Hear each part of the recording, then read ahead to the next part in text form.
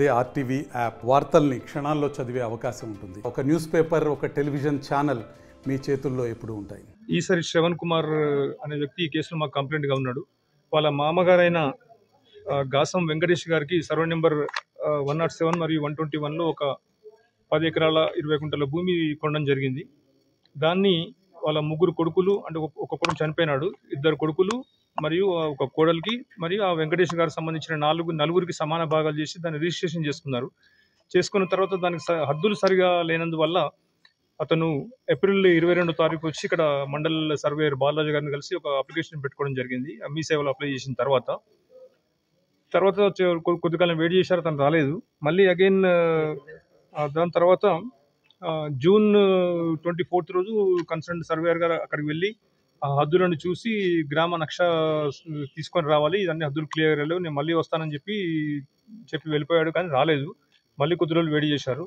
దాని తర్వాత ఈ నెల 6వ తారీఖున ఈ శ్రవణ్ కుమార్ మరియు వాళ్ళ మామగారైన వెంకటేష్ ఇద్దరు వచ్చి సర్వేయర్ కలిసి చాలా కాలం అయింది, మాది సంబంధించిన హద్దులు చూపించలేదంటే దానికి సంబంధించి నాకు 12,000 రూపాయలు లంచంగా డబ్బులు ఇస్తేనే నేను దానికి సర్వే చేస్తానని చెప్పడం జరిగింది.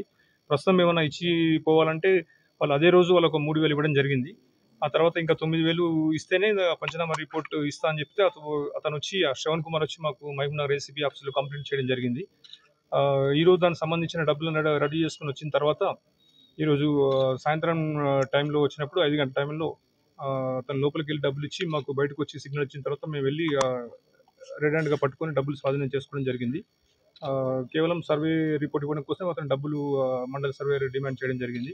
ఎవరైనా ప్రభుత్వ ఉద్యోగులు తమ పని గురించి లంచంగా డబ్బులు డిమాండ్ చేస్తే మాది Hyderabad head office toll free number ఉంది 1064, దానికి కాల్ చేస్తే మేము డెఫినెట్గా ఎంక్వైరీ చేసి యాక్షన్ తీసుకుంటాం. ఆ రిసిప్ట్ తీసుకొచ్చి ఇక్కడ సర్వేర్ అయినటువంటి బాలరాజు దగ్గరకు రిపోర్ట్ ఇచ్చి పలానా డేట్ రోజు వాళ్ళు డేట్ ఇచ్చారు, ఏప్రిల్ 24 తారీఖు డేట్ ఇచ్చారు.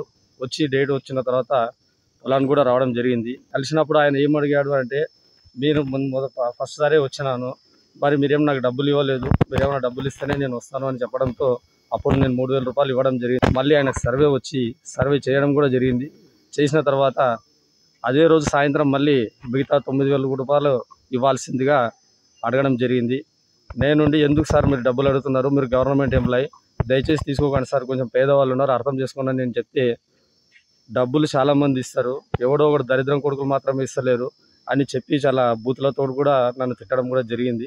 దానితో నేను విసిగిపోయి పై అధికారులను కూడా సంప్రదించడం జరిగింది. మరిన్ని వీడియోస్ కోసం ఛానల్ ని సబ్స్క్రైబ్ చేయండి, లేటెస్ట్ అప్డేట్స్ కోసం వాట్సాప్ ఛానల్ ని ఫాలో చేయండి, అండ్ లింక్ డిస్క్రిప్షన్ లో ఉంది.